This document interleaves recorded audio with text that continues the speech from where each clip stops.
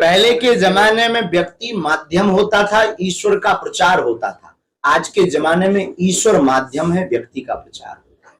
और बजरंग बली के ऊपर बैन लगाना या बजरंग दल एक विचारधारा हो सकती है, विचारधारा में तरह तरह के लोग हो सकते हैं, लेकिन हनुमान जी के नाम पर बैन नहीं लगा सकते हैं आप हमारे राष्ट्र में।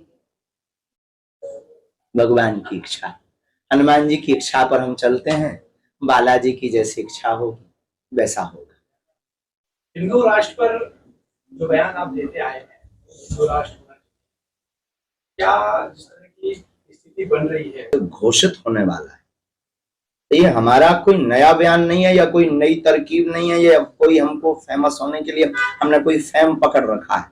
हमने तो महाराष्ट्र के ही वीर, महाराष्ट्र की ही धरोहर और समूचे भारतवर्ष की शान छत्रपति वीर शिवाजी महाराज का जो हिंदवी राज्य की स्थापना का संकल्प था, उस संकल्प को दोहराया है।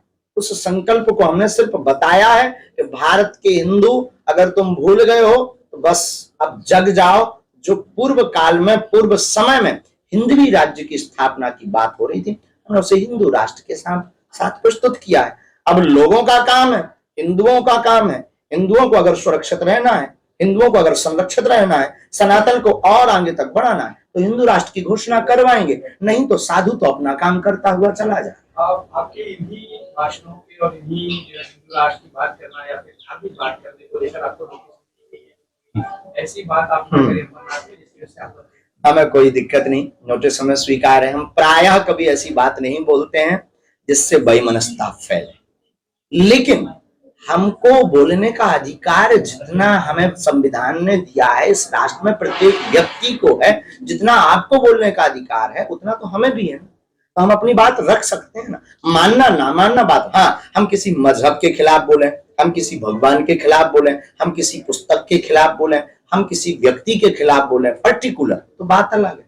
हिंदू राष्ट्र एक बहुत बड़ा विषय है और हमें नहीं लगता कि ये वैमनस्यता। हमारे हिंदू राष्ट्र में मुसलमानों को भागने की आवश्यकता नहीं, ईसाइयों को भागने की आवश्यकता नहीं, हमारे हिंदू राष्ट्र में किसी को भी राष्ट्र छोड़ने की आवश्यकता नहीं, हमारे हिंदू राष्ट्र में किसी को भी धर्म घर वापसी कराने की भी आवश्यकता नहीं। हमारे हिंदू राष्ट्र में सिर्फ जातिवाद की पाठ को दूर करना। तो हिंदू राष्ट्र की जरूरत क्या है? तो सारी चीजें पहले से हैं, किसी को भागने की अगर होती तो राम की यात्रा पर पत्थर नहीं लगते, अगर होती तो आपके महाराष्ट्र में ही पालघर के संतों के ऊपर पत्थर नहीं फेंकते, अगर होती तो हम राम की चर्चा करने वाले व्यक्ति को जगह जगह नोटिस नहीं मिलते, अगर यही बात होती तो हमारे खिलाफ FIR नहीं होती, अगर होती तो हम एक ऐसे धर्मगुरु हैं जिन्हें अपने ही राष्ट्र में कथा करने के लिए अनुमतियां प्राप्त नहीं होती। फिर आप ये कैसे कल्पना करेंगे कि ये हिंदू राष्ट्र है, घोषित हो जाए तो हमें लगता है राम की ऊपर पत्थर